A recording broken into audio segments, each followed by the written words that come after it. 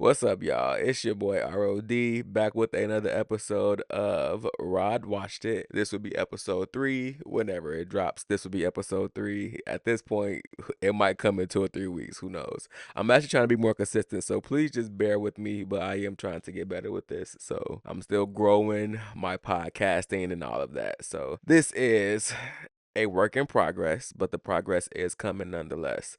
So, with that being said, I want to get back to the episode. This episode, I'll be talking about several different topics. Not topics, really, movies, because movies are the topics when it comes to this podcast. We don't really get into too much that's crazy, but we still might get into some crazy shit. You never know. I want to start with Joe's college trip.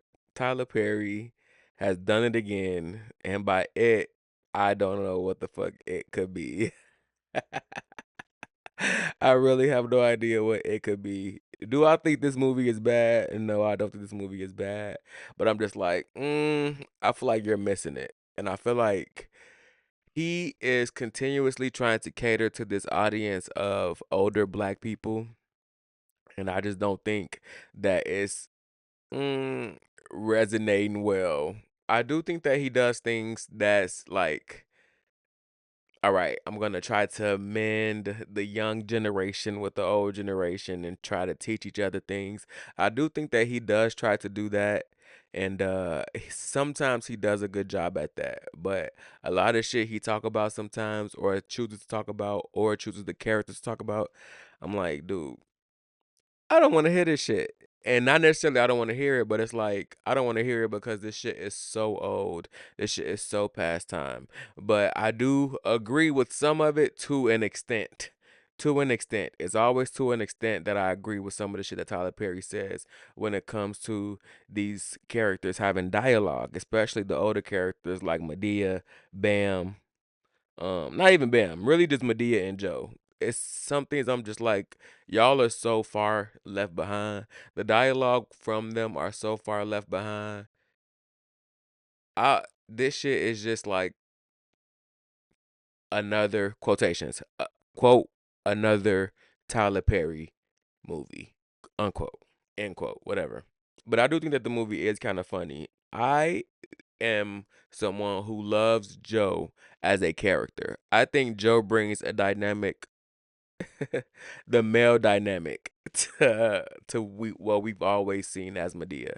We've always seen the gun toting, packing Medea who will always be ready to slap a motherfucker with a lesson behind it. But I feel like for most of the times that we've seen Joe, we just seen him banter around, But this movie actually gave him a background, not a background. It actually did give him a background. Even though the background was crazy, it did give him a background nonetheless.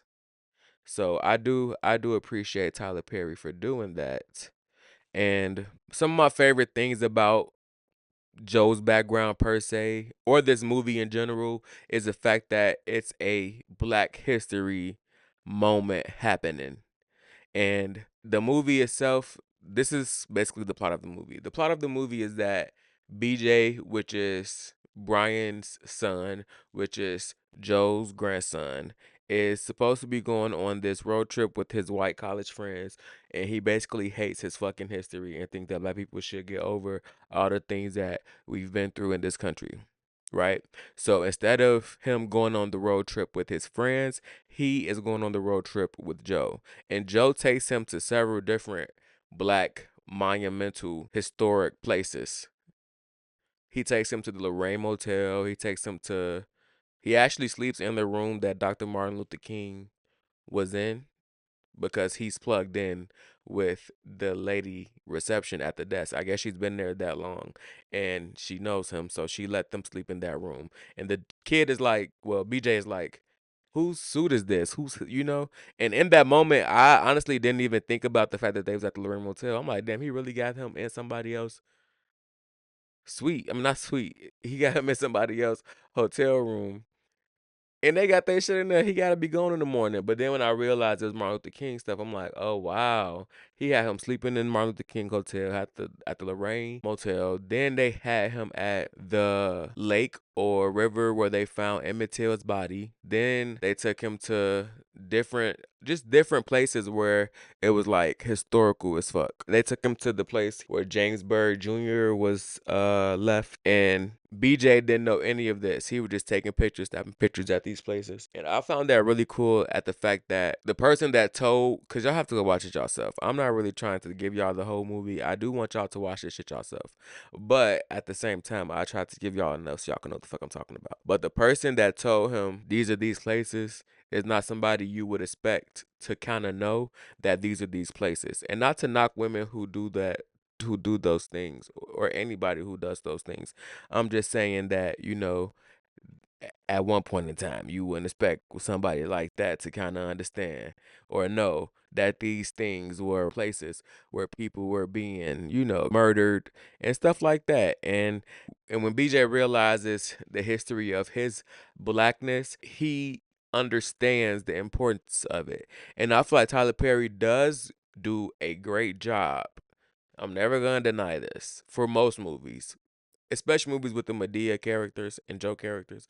He does a good job at getting the point across when there's a lesson to be learned for the young characters. And even throughout the movie, BJ was teaching Joe things about how to be a better man. And they were basically teaching each other things. And I feel like Tyler Perry does do that.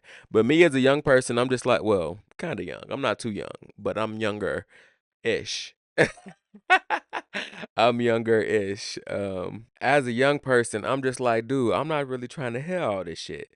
Well, like I said, younger ish person. As a younger ish person, I'm not really trying to hear all this shit all the time. But that's the point of movies or art sometimes. Sometimes these things are teaching you that you kind of need to learn, but you don't want to. And sometimes you have to appreciate the fact that Tyler Perry does that. And I do appreciate the fact that Tyler Perry does that. Now, I'm not gonna speak on the acting and all of that just because I feel like we don't really need to be judging Tyler Perry movies, especially movies like this, for his acting, because it's not about the acting per se. The acting is fine, don't get me wrong. I'm not sitting here acting like anybody was just shit out of butt, but that's not what I'm saying at all. But I do think that, it's just not for Tyler Perry movies to be judged for his acting. That's just not something that I necessarily would do. But shout out to Miss Pat. That's my girl. Love Miss Pat. I love the Miss Pat show. She was in the movie. She was a madam because she knew Joe, because Joe was a pimp. They was friends. So, of course, shit like that. I always love how, Tyler Perry allows his character to have a background. And sometimes he'll bring in people that people know and love. And I respect that. I truly do respect that, and I appreciate that. So, with that being said, I think that y'all should go watch Joe's College Road Trip. It does teach a couple lessons, especially if it's like the dynamic of these new Gen Z kids. Cause technically I'm Gen Z, but I really don't feel like I'm Gen Z. I'm Gen Z. But these newer Gen Z kids, like 2000, like what 2008. Yeah, cause these are the kids that's going to college now. 2008 and under. I feel like this is a good movie for them to watch with their grandparents, or for their grandparents to watch, because it teaches them something. Especially if you don't give a fuck about your history. Especially if you don't give a fuck about your history. As black people, especially during Black History Month, we need to care about our history, especially in a time like this when people are trying to hide our history from us and how cruel and gruesome it actually was. This is the best time for people to learn their history and get mad about it. So definitely go watch Joe's College Dropout. All right, on to the next movie. This is gonna be a quick little review of the movie Goat. I took my god kids out to go see the movie Goat, and personally, I thought it was really good. There was an all-star cast: Jennifer Hudson, Jennifer Lewis, Steph Curry, Aaron Pierre, um, David. I forgot his name, but his name is David something, the dude from Stranger Things. And then you had Caleb McLaughlin, my boy, another dude, David Harbour, I think his name is, but Caleb McLaughlin from Stranger Things. And then you had Gabrielle Union. Who else did you have? You had a lot of people in there. You had Andrew Reese. You had Aja Lewis, I believe her name is. Aja Wilson. Yes, Aja Wilson. You had Aja Wilson. Let me get her name right, because I actually stopped by the store when I was in Where was I? I was somewhere and I stopped in the store and I went and I saw her Nike stuff. I was at the Nike store and I saw her Nike tribute and it was really dope. They had like three different floors of her shit. So it was really cool. But she was in there. There was a whole bunch of people in there. They was talking shit. They was actually talking really, really good smack. It's a basketball movie. So basically it's about different animals who play basketball. It's called Roar. Oh, I don't know. How can I forget this? They had Dwayne Wade. They had a couple different, white NBA players. I'm not really too sure of their names. But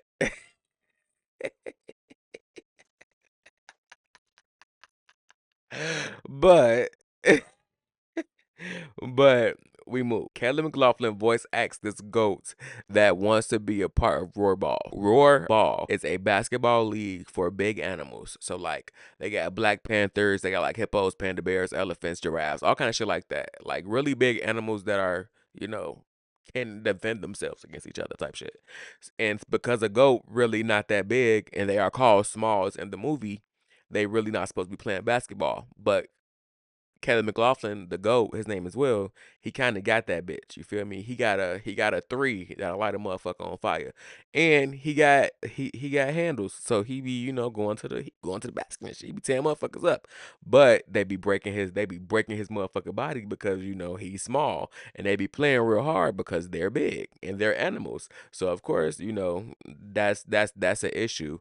But one of the biggest issue of the movie is the team that is in Will's hometown, which is called Vineland. Vineland, Vineland. It's called Vineland. They suck, but they have the best player in the league. I don't know what that would sound like for basketball because I really don't give a fuck about that. But whoever that sound like, y'all tap in and y'all let me know. But okay, so they suck, but they have the best player in the league. And the team is so bad, they're losing so bad, so much that, you know, they basically are about to get like fired. They're about to just shut the whole fucking team down. And that is until Will plays one of the bigs, because that's what they're called. They're called bigs. Will ends up playing one of the bigs from another team, and he gets 2 points off on his ass. And he embarrasses him, and it goes viral. So Will ends up getting hired by the violin team, and boom, boodagoom, boodagoom, the whole movie happens. Next thing you know, they win. Boom. All right, cool. The movie is good overall. I do think that the voice acting was fine. Jennifer Lewis did a fantastic job. The things that she does with her voice and her personality overall will always shine. I'm not even gonna lie to you. It will always shine. She does a great job at playing the owner of the team because she's a pig in the movie. So she does a great job at playing the owner of a team. Steph Curry is, I mean, hey, these people are just, it's voice acting. I'm not saying voice acting isn't hard whatsoever. I'm just saying, like, I feel like it's easy for it to make it themselves in voice acting because you're really just talking like yourself and they're just building a character around you. So I feel like the voice acting was perfectly fine. There were a couple different people in the movie who had hits. One of the team members that Will was on Vineland, one of the girls, she is the redheaded girl from Bridgerton, and she played Lady Whistleblower. I forgot her real name, but she played Lady Whistleblower in Bridgerton. So they had an all-star cast, and the movie was really good. I advise anybody who has kids to take them to go see it. It's about an hour and 30 minutes, and well, personally, I know my god kids. They was like, "Listen, what time is over?" I was like, I was like, damn. I was like, damn. It's over in a few. Damn, you don't want to watch it? Jesus Christ, just watch it. Just watch it. Just watch it. Because if you're not gonna watch it, I'm gonna watch it. Because as a movie lover, I'm gonna watch it. This shit is good. So yeah, I see why it has 80 something percent on Rotten Tomatoes. Because why wouldn't it?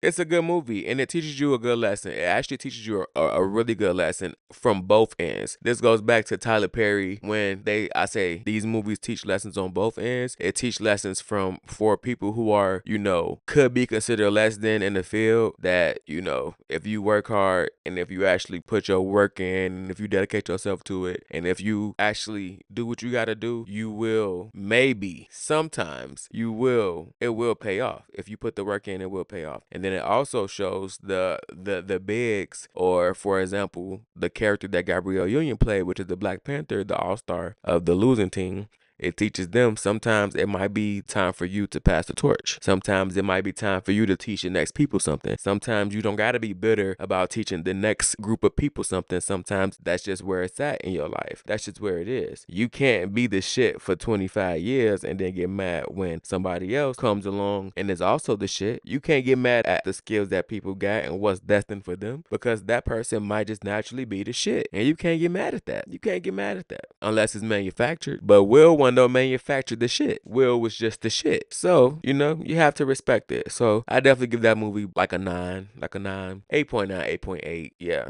around there. Just because if I take a couple things away, I think it would be maybe the fact that we didn't get a lot of the cameos and stuff like that. But honestly, truly, I probably have to give those points back, because as I think back on it, the animation was so fucking dope. Like, they had Aaron Pierre playing the horse, and he was getting his hair braided. He was sitting in the barber chair getting his hair braided. Like, he was sitting in the beauty salon getting his hair braided. I don't know why, but that shit was just so funny to me. And I'm like, it was just like little shit like that. And they had several nuances about these characters and what animal they played and how it rolled over into them and their character. Like Gabrielle Union being a big cat, whenever the team owner wanted to get her under control, she would just spray her with a bottle of water, like people would do for their cats. So I think shit like that is kind of funny. Or Will's bah type shit. Or Osceola being a ostrich and digging her head in the ground when she's overwhelmed. I said her name is Osceola. I don't think that's her name.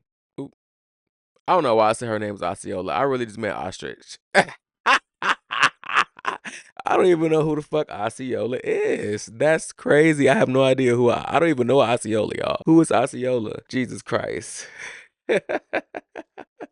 But yeah, I think those little nuances are really cool. They even had what's that dude named Jelly Roll? I'm not too much a fan of him, his music, or him in general. But yeah, definitely not too much of a fan of him. But yeah, they had him in there. That was pretty funny. He was playing a grizzly bear, and the grizzly bear name was Grizz. That was pretty cool. Who else? They had Nick Kroll. Nick Kroll is so funny to me. Every voice he does, I don't know what's going on in that head for him to have so many of these voices, but hey, here we are.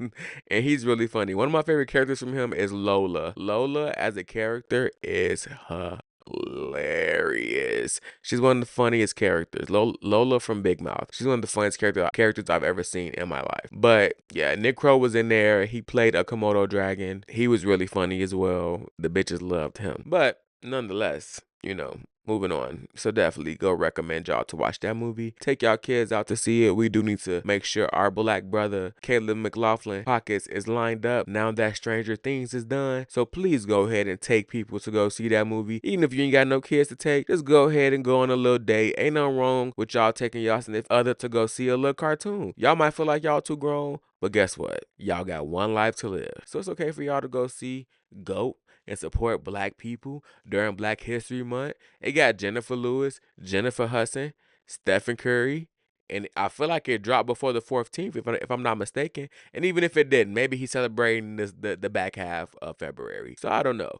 But it got them. It got Angel Reese, Angel Lewis, Dwayne Wade. It got a lot of people in like Pierre, even if he's celebrating some days, because I don't know. I think they might alternate days or do 14 days in the front or 14 days in the however they do it. However they gonna do it, we gotta go celebrate them with this movie. So with that being said, please go watch this movie, y'all. Please go watch it. All right. On to the next topic, the Winter Olympics. I don't really care for us as a country to be winning things per se until it comes to the Olympics. I'm not even gonna lie to you. When it comes to the Olympics, I need us on top. I need need us on top. And we cannot seem to fucking win. We win little other shit. We don't win the main big things. Well, I don't know what's considered the main big thing when it comes to the Winter Olympics. So I'm not going to sit here and say that we don't win the main big things. But a lot of shit I'm watching, it's like, oh, America is number 9. Oh, America's number 11. Oh, America didn't even qualify. And I'm like, what the fuck? We do have certain things where we kicking motherfuckers' ass in, like curling. Curling is my shit. I don't know what they do or what they got going on, but curling,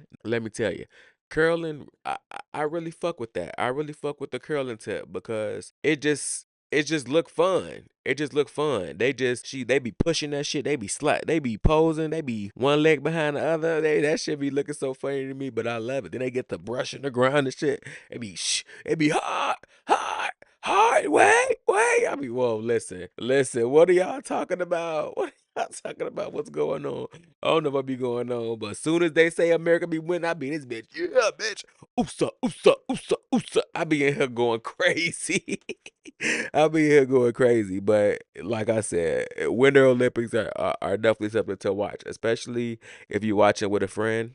Call a friend up, y'all tap into the Winter Olympics. Me and my friend was watching figure skating together, and they was really out there doing their thing. I think it was called pairs free skating. Yeah, pairs free skating. They was really doing their damn thing, and I'm like, oh shit, look at y'all, look at y'all. Who did a good job? German. Shout out to the German. Well, I don't know about shout out to the Germans, but but yeah, the Germans did a good job. That girl got a nose on her, but she did a great job. Great job. They was out there spinning this stuff. Japan came first. I'm not gonna say what I want to say, but I am gonna say Japan came first. They did a good job. I actually haven't even seen theirs, but obviously for them to come first, they had to kick everybody else's ass. They got better than Germany, which came in third or second. If they got better than Germany, and Germany shit was what I saw, yeah, they had to have did that shit because Germany was kicking motherfuckers' asses out there on that damn Paris free skating. Then I'm watching. I think it's bobsledding. We losing. No, it's called Pursuit Speed Skating, y'all. Let me tell y'all the funniest shit that happened. So I'm sitting here watching and it's Italy versus USA, right? And in my mind, there's no reason for Italy to be wearing anything blue because there's nothing blue on y'all flag. But in America, that's something that we have on our flag, blue. So I'm like, okay, shit, we in the blue. So they going. I don't know how this shit is set up, but I think one start on they start on the same, not on the same side, but at the same point on the alternate side. So if they both start at the middle of the whole entire ring thing. I'm sitting here watching. I'm thinking USA is kicking motherfuckers' ass. I'm like, oh yeah, USA, we kicking their ass. Hell yeah, USA, USA, USA. I'm thinking we kicking their ass, right? Boom. We get to the end. I'm looking. Why that shit say Italy? But because Italy has on this all blue suit with a little ass fucking symbol of their flag on on their chest, I'm like, what the fuck? I'm like, when did y'all when did that? So I've been rooting for the I've been rooting for the ops the whole time. I've been rooting for the ops the whole time. Y'all telling me I've been rooting for the ops the whole time. Ain't nobody told me nothing. Ain't nobody told me nothing. And I'm like, wow. And I'm looking at USA and they just look so defeated. And I'm like, again, I can't believe y'all. But as I was telling my friend, I don't think that we are a winter Olympic type of country. I think that when it comes to those summers every 4 years or spring every 4 year Olympics, that's when we show our ass because that's when we, you know, can do our best because even the people who are doing the summer Olympics have indoor training facilities. But when it comes to I guess they do too, but they really don't when it comes to the winter. Like they don't really have arenas that's kind of built for that shit. But I feel like sometimes they do, or they should at least, because if you go into the Olympics for this shit, you must have an arena where you practicing that shit at. So I don't know, but whatever they doing, it's not good enough to be winning them gold, silver, or bronze. But obviously, it's better than what the fuck I can do. So I'm gonna shut my ass up. But please go watch the Winter Olympics with your friends, family, or anything like that. Even if you want to go to a little bar and tip your server or tip your bartender and watch it, that's cool too. On to the next topic and the final topic of this episode. This is a quick little episode. I told y'all I wasn't gonna be here long. I was not gonna be here long. I told y'all that. All right, all right. The next topic is America's Next Top Model documentary, The Reality Check. All right, Tyra, Tyra. Tyra. Tyra Banks, you will pay for your crimes against society. What the hell was that? There are several things watching this documentary. I'm like, no way she did this.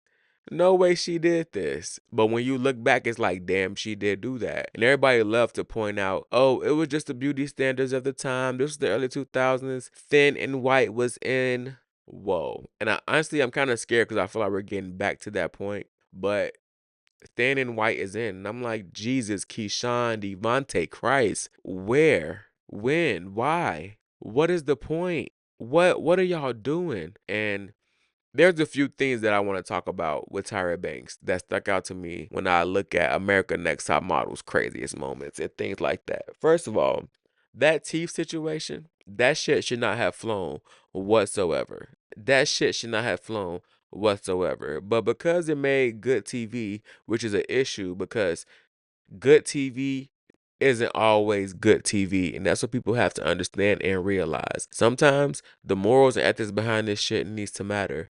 Sometimes it don't. And I understand that because sometimes nuances to things matter. That shit was crazy. The teeth shit was crazy. Y'all went in that girl mouth and redid her whole mouth in 12 hours and told her to go take a picture. Then, I don't even know if she won. I don't even think she won. Or if she got down to final two.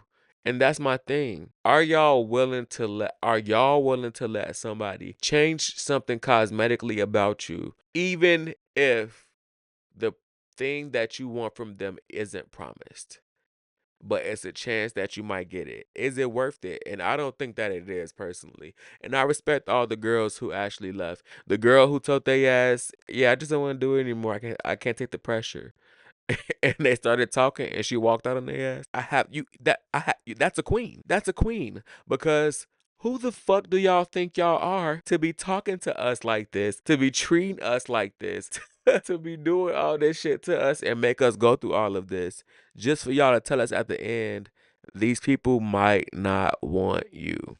These people might not want to fuck with you. These people might not like you. Even the shit that the girl Danielle, why would you do that? You took that girl all the way through the teeth shit and 2 months of mental anguish and torture to an extent in the model sense. Just for you to tell her years later that you knew she wouldn't be able to work in the industry because America Next Top Model is not looked at as models, but looked at as a reality TV show. That's evil. That's evil. Why would you do that? Why would you do that? Even if you knew, why would you say that? Why would you think that that is a moment in time to be honest about somebody sitting here telling you I was in pain because I was in a model's apartment and wasn't getting booked. I was in mental fucking torture because, and I'm not even gonna lie, as somebody who has gone through mental torture with some shit, that shit is no joke. So yes, I take that shit very seriously. So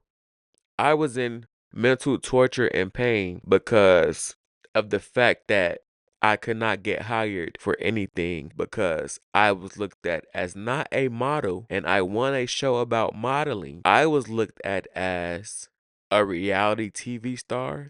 But these people have me at their agency. They have me on their roster. They not even trying. And you knew that that would happen. Big fuck, see? And I'm sure that girl Danielle said a lot of stuff in that interview that the editors at Netflix probably cut out. I'm sure she did. I'm sure she did. However, it was said nonetheless. And yeah, I just think that Tyra Banks is gonna have to pay for what the fuck she's done to these people. That whole Shandy situation, I'm not too fond of that. Honestly, truly, I guess it's because I'm in the mind of 2026. But that Shandy situation, that girl was sexually assaulted on camera and it was framed as she cheated on her boyfriend. I don't know. If that does not show how misogynistic shit used to be back in the day, I just don't understand. That girl was they are worded on camera and nobody stepped in. And then for years after that, it was framed as if she was cheating. That is insane to me. And I feel like whoever is involved with that and recorded that, you sort of had a duty. You sort of had a duty to stop that. And at least say, I don't want to record this. We need to stop recording this. And then for the producer to say, oh, we told them prior to them coming that these cameras will be on y'all 24/7 no matter what happened, good or bad. So they knew. That does not negate the fact that she was drunk and got date great and y'all recorded. That does not excuse that. And it's never going to excuse that. No matter what you say, no matter what you do, it's never going to excuse that. That's crazy to me. That's actually insane. It's fucking insane. I'm not even gonna lie to you. And then what else? The thing with Kenya and the young man who was touching on her, and then them sending her home for that, or even them sending Takara home because they couldn't find anything for Takara to wear. Why would y'all bring this big, beautiful black woman on this show just for y'all to say we don't have anything for you to wear? Because we didn't know that you was big, black, and beautiful. You have a model face, you're beautiful, but damn you big. What y'all want her to do, to sleep on a fucking treadmill walking? What the fuck? Like, nah, y'all supposed to make sure that she had the clothes. And she told they ass, so y'all want me to feel bad about myself and my body because y'all didn't have the clothes. And y'all brought me here. And that week she was gone. But the very either next cycle or maybe 2 cycles later, they let a big white woman win. And she's not ugly, but what the fuck? Y'all finding, oh, they didn't even find clothes to accommodate her. I forgot. They had to cut her clothes and clip them in the back, and she still won. But y'all told Takara that can't do it. And I'm so glad that Takara went on to have a successful career, being a TV show host and shit like that. I'm glad that she ended up doing that. I'm not even gonna lie to you. One of the things that wasn't in the documentary that I want to talk about that I actually just scrolled past when I was scrolling on social media. As a member of Phi Beta Sigma Fraternity Incorporated, a non-hazing organization, I don't know what chapter or who the fuck verified them to go on national TV with Tyra Banks having Sigma plastered across her chest and stepping. I don't know who told her to do that. I don't know which chapter that was, and I don't know why it happened. But all I know is that it happened, and we have to pay for that shit every time it comes across the TL, the FYP, or the feed. We have to eat that shit. And honestly, truly, back in the day, they probably was like, yeah, we showed out for our fraternity. I know they cut them a nice check, a check where they could put something in the chapter fund and put some in their pockets too, each one of them. I know they did. However, was it worth it? Was it worth it? Was it worth it? It goes down in history as one of the funniest moments of American Next Top Model, and even now to this day, it gets posted on Greek shenanigans all the time. But it's just like, why? Why did you guys this? Why did you guys do this? Why did you guys do this? I can't believe you guys did this. That shit really does make me laugh so hard. It's like a laughing cringe. It's like, ugh, I can't believe you guys did that. And she was really out there stepping. And at one point, I'm fucking delusional. I'm like, damn, she low-key doing a good job. She looked a mess, mind you. But, I mean, I don't know. I think she looked a mess. But that's how delusional I am. That's the point. That's what I'm saying. I'm so delusional. I'm like, damn, she low-key doing a good job. She looked a mess. She looked a mess. And they standing there just admired by the shit. The fucking girls are just like, oh my God, look at this. I can't believe we let that shit happen. I can't believe we let that shit slide. There are so many things that Tyra Banks will have to pay for. And I was just telling somebody this earlier. I can't believe that she was acting like Naomi Campbell was this fucking evil monster of a person when she was new to the game. And she done traumatized hundreds, if not thousands of women in the name, under the guise of America's Next Top Model. even when America's Next Top Model was airing, and she had Naomi Campbell come and sit in front of that empty crowd just so she can sit in Campbell's face and say, "You did this to me, you did that to me, and I can't believe you did that. Can you apologize?" And Naomi Campbell was kind of like, "Girl, I guess I'll apologize, but I don't remember doing any of that. And if you felt like that was happening, I guess that's what I'm sorry for. But I don't remember any of that happening." That's essentially what the fuck she said. And I feel like Tyra Banks essentially has taken on that same mindset. And the difference is we've seen it. We've seen it with our own eyes. You can't ignore the shit that we've seen. We don't know, and I'm not gonna sit here and say that we didn't, because we didn't see it, it didn't happen. That's not what I'm saying at all. What I'm saying is we don't know if Naomi Campbell actually fucking tortured you because you were the other black girl or the only other black girl when she was the shit back in the day. We don't know that. It sounds good. It sounds good, but we don't know that. But we do know that you tortured these girls to the point where they was falling out, shaving their head, pulling out their motherfucking teeth, and all kind of shit. Sending them home because they didn't want to cut their hair and all kind of shit like that. We seen that. We seen them crying. We seen them being assaulted on TV. We seen that. We seen them being painted as fucking aggressive black women on TV. We seen that. We seen that, and you can't ignore that. And just because you did this documentary don't mean that we're gonna forget it, or that it's ignored, or that you closing that chapter. The hell? Okay, so for her, she might have closed that chapter with this documentary. But there's always gonna be something where it comes back up because it's like that's you can't escape that. Even the shit with Mr. J and Miss J. Even the shit with the J's. That shit was crazy too. You telling me that I told you that I don't want to do the show no more, and then you tell me that I can't quit, and then all of a sudden, years later, you come and fire me, and I never see you again? Oh, whoa, like what? Where did that come from? That was crazy. I'm not gonna lie to you.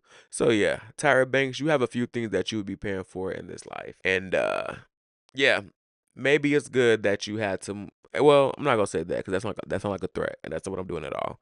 Love Tyra Banks, but you will have to pay for some of the shit that you did.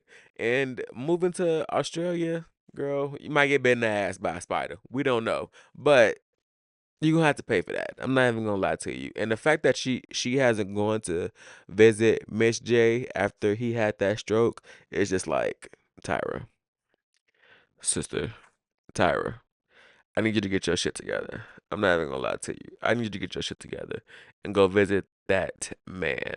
I need you to go visit Miss J because he deserves it. He taught you so much. He taught all the ladies that you made your millions off of, millions to the point where you don't want to get taxed in the USA, you want to get taxed in Australia for it. Those millions, he helped you make those millions. And for you to ignore him when he's having some of the worst health issues someone could have is crazy. So Tyra Banks, you will be paying for your crimes against humanity, the ones that we've all seen. All right? All right. And with that being said, that is the last episode. Well, the last thing that I'm going to be talking about in this episode. Not the last episode. Definitely more episodes to come. That is the last topic that I will be talking about in this episode. This is supposed to be a quick little episode, ended up being 40 some minutes, so we're gonna see what happens when I edit it down. But thank y'all for stopping by. Appreciate y'all. Love y'all.